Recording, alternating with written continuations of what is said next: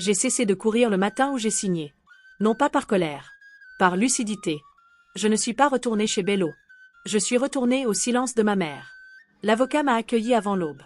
Il a étalé les documents avec soin. Des années de preuves. Aucune émotion. La vérité n'a pas besoin d'être criée. J'ai signé la pétition calmement. Mes mains ne tremblaient pas. C'est ce qui m'a le plus surprise.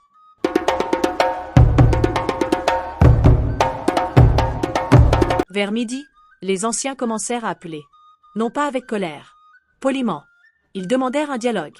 Ce mot résonnait différemment maintenant. Bello vint seul ce soir-là. Pas de famille. Aucune autorité pour le soutenir. Juste un homme épuisé. Il s'excusa sans détour. Non par amour. Par peur. Il admit qu'il savait tout depuis longtemps. Mon mariage n'était qu'un confinement. Si je restais effacée, l'histoire resterait enfouie. J'écoutais sans l'interrompre. Car interrompre, c'est prendre le pouvoir. Je posais une seule question. M'as-tu jamais choisi? Il ne put répondre. C'en était assez. Les anciens demandèrent une réunion. Un lieu neutre. La salle communautaire. Pas de caméra. Pas de drame. Je portais le pagne de ma mère. Ni noir. Ni rouge. Blanc. La vérité fut lue à haute voix. La lignée rétablie. Les noms restaurés. Le nom de ma grand-mère résonna. Des femmes chuchotèrent. Les hommes se sentaient mal à l'aise. La terre ne fut pas récupérée publiquement. Elle fut réattribuée discrètement. À une fiducie. Pour des filles qu'ils ont effacées. Ma mère n'a jamais recherché les applaudissements. Elle voulait qu'on lui fasse justice. La famille Bello a perdu de l'influence. Pas de l'argent. Et l'influence fait plus mal. J'ai retiré ma plainte. Non pas parce que j'avais perdu. Parce que j'avais gagné autrement. Cette nuit-là, j'ai dormi paisiblement. Sans peur. Sans bruit. Je suis allée me recueillir sur la tombe de ma mère. J'ai lu son carnet à voix haute. Chaque nom qu'elle protégeait. Chaque silence avait une explication. J'ai enfin compris sa force. Elle ne se battait pas bruyamment. Elle se préparait minutieusement.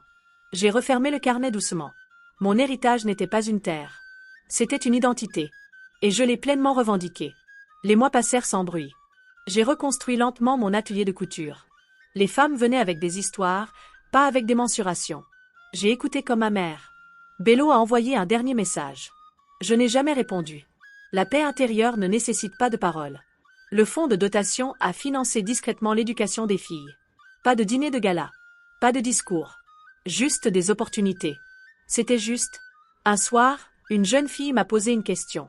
Pourquoi ne cries-tu jamais? J'ai souri doucement. Parce que mon nom parle déjà de lui-même. Ma mère n'était jamais silencieuse. Elle me préparait. Le vrai pouvoir n'est pas la vengeance. C'est la reconstruction sans devenir ce qui nous blesse. Quel héritage prépares-tu discrètement pour quelqu'un d'autre? Certaines histoires ne se terminent pas par des applaudissements. Elles se terminent dans la paix. Fin. Merci d'avoir regardé. Si vous avez aimé cette histoire, n'hésitez pas à la liker et à partager vos impressions dans les commentaires ci-dessous. Pensez à liker, partager et vous abonner pour plus de contenu. Activez les notifications pour rester informé. N'hésitez pas à consulter notre playlist pour en découvrir davantage. Votre soutien est essentiel pour nous.